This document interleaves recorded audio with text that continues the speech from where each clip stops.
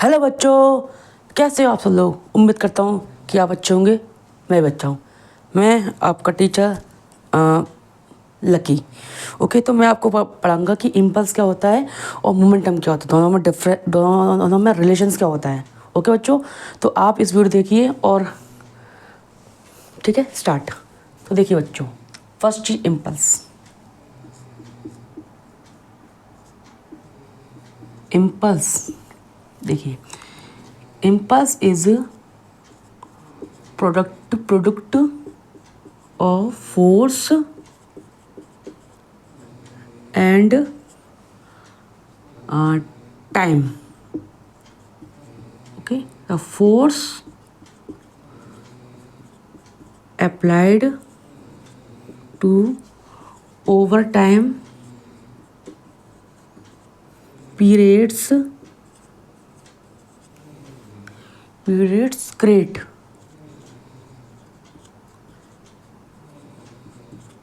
impulse. Okay, तो impulse is a product of force and mass. Example के लिए इसका फॉर्मूला क्या होता है। इम्पल्स ऐसा बताऊँ क्या होता है। इम्पल्स क्या होता है कि बहुत लार्ज फोर्स होता है और बहुत कम टाइम के लिए होता है। इम्पल्स बोलते हैं। देखो इस टाइप से एग्जाम्पल दिखा रहा हूँ आप लोगों को कि जो फोर्स होता है वो फोर्स होगा बहुत तेज़, लेकिन बहुत कम टाइम के लिए होगा।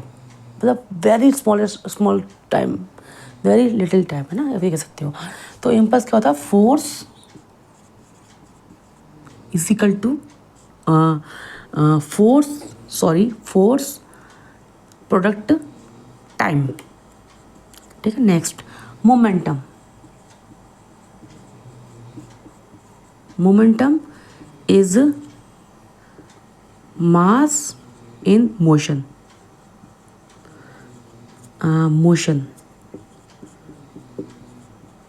मोमेंटम ये कह सकते हो किसी भी मास को मोशन में जो ले आता है उसको हम बोलते हैं मोमेंटम। किसी भी मास को मोशन में ले जाना उसको मोमेंटम बोलते हैं। तो उसका फॉर्मूला क्या होता है, momentum is equal to mass product velocity.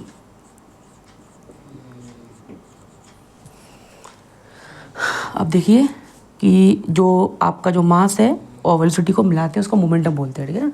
अच्छा, एक चीज़ बताऊँ आप लोगों को। अब हम पढ़ते हैं मोमेंटम इम्पल्स थ्योरम। देखो बच्चों, क्या पढ़ते हैं हम, मास इम्पल्स थ्योरम। तो उसमें क्या होता है, in change in momentum of object equal impulse. बच्चों आप समझ लीजिए, इम्पल्स कुछ और नहीं होता। इम्पल्स क्या होता है, इन चेंजिंग इन मोमेंटम। मोमेंटम किसी भी ऑब्जेक्ट का मोमेंटम चेंज हो रहा है। जैसे सब एग्जांपल के लिए किसी भी ऑब्जेक्ट का मोमेंटम चेंज हो रहा है, उसको हम इम्पल्स, वो इक्वल इम्पल्स, मोमेंटम का चेंज होना इम्पल्स होता है। देखो कैसे। अब देखिए हम पढ़ते हैं Newton second law.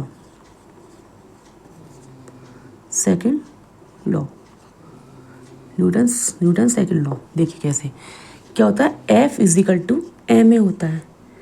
M multiplied product of A. ठीक है, और ए क्या है, एस्क्रेशन, मतलब change in velocity upon change in time. ठीक है, ये होता है ए, आपका होता है एस्क्रेशन। इसमें क्या होता है, changing velocity upon changing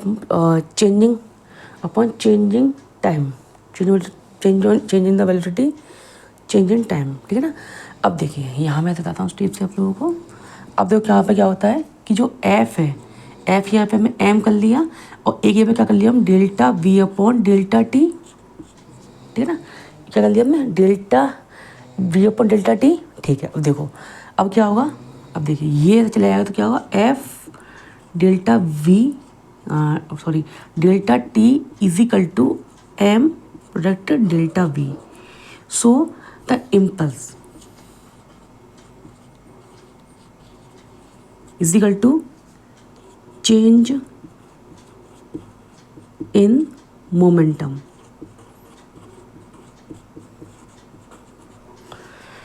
The relation is basically small relations in momentum and impulse between impulse। तो देखिए ये impulse है, impulse के बराबर change in momentum of object कर लो, कोई दिक्कत नहीं, ऑब्जेक्ट, ठीक है। Changing momentum, change in the momentum of object in impulse, impulse के बराबर होता है, ठीक है ना। ये अगर प्रूफ कर दिया, ठीक है, इस टाइप से होता है। अब देखिए एक एग्जांपल के लिए आप समझ जाइए ये जो होता है आपका ये दे रखा है इस तरीके से। अब जो एग्जांपल है वो आप किस तरह से समझिए, देखिए जैसे एग्जांपल देता हूँ आप लोगों को, जैसे देखिए आप एग्जांपल के लिए तो हम आपको जैसे कोई बॉक्सर हिटिंग कोई जो फोर्स है, और एक चीज़ और है इसके इम्पल्स के अंदर तो क्या होता है, इम्पल्स के अंदर एक चीज़ और है वो ये है कि देखिए impulse means very largest force derived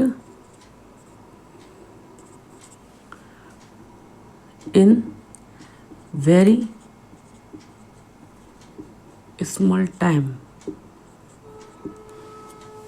मतलब बहुत कम टाइम के लिए जो फोर्स दिया है, जो फोर्स है ना इम्पल्स क्या होता है, जो फोर्स जो दिया गया है वो मतलब बहुत ज़्यादा फोर्स है बहुत कम टाइम के लिए, एग्जाम्पल देखो ये, तो उसे बोलते हैं हम इम्पल्स। अब देखो मोमेंटम क्या है, मोमेंटम ये होता है momentum is the mass in the motion. किसी भी मोमेंटम मतलब होता है किसी मास को मोशन में लेके आना, उसे मोमेंटम बोलते हैं। तो ये है हमारा relation, momentum is the impulse is the theorem of the, ये आपका ये आपका आ गया। तो ये है आपका। अब हम पढ़ते हैं थर्ड लॉ, देखिए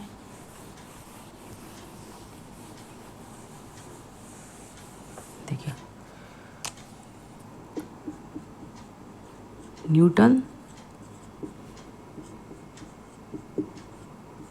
थर्ड लॉ, देखिए every action has is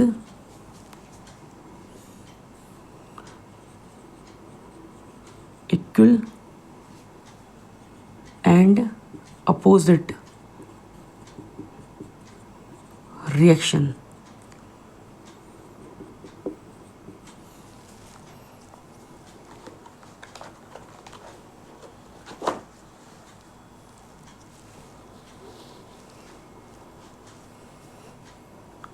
every action is opposite, यहाँ पे ऐसे कर लो इसको, has an equal to opposite reaction. देखो कैसे इसका एक बहुत ही प्यारा एग्जांपल है, क्या है रॉकेट।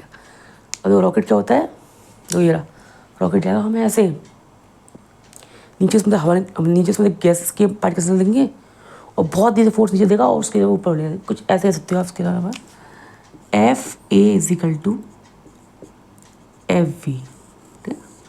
जैसे आप जानते हो, जैसे आपने देखा हो एग्जाम्पल के लिए गुब्बारे में हवा उड़ते हैं, तो गुब्बारा कहाँ उड़ेगा, ऊपर से उड़ेगा, बस गुब्बारे में हवा भर देना, रॉकेट का हवा में उड़ना। और एक एग्जाम्पल देखिए, समझिए इस चीज़ को। मान लीजिए गाड़ी है ना, देखो ये गाड़ी है और ये कोई पर्सन है या खड़ा हुआ है, तो इसमें अगर इसको व्यक्ति मोशन, इस समय ये दोनों चीज़ जो है ना कि इसमें आपकी बिल्कुल स्टेट में मतलब कुछ मोशन नहीं हो रहा है।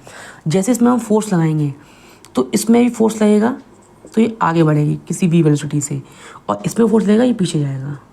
तो ये जब कोई चीज़ आ रही है तो ये फोर्स लगा रहा है, तो दो चीज़ होती हैं, वो पीछे भी हटता है, वो चीज़ आगे भी जाएगी और पीछे भी हटेगा। तो ये एक आप समझ लीजिए इस चीज़ को, समझ लीजिए कि ये आपका जो है वो न्यूटन का action has an equal and opposite directions. तो ये आपका थर्ड लॉ है इस तरीके से, है ना।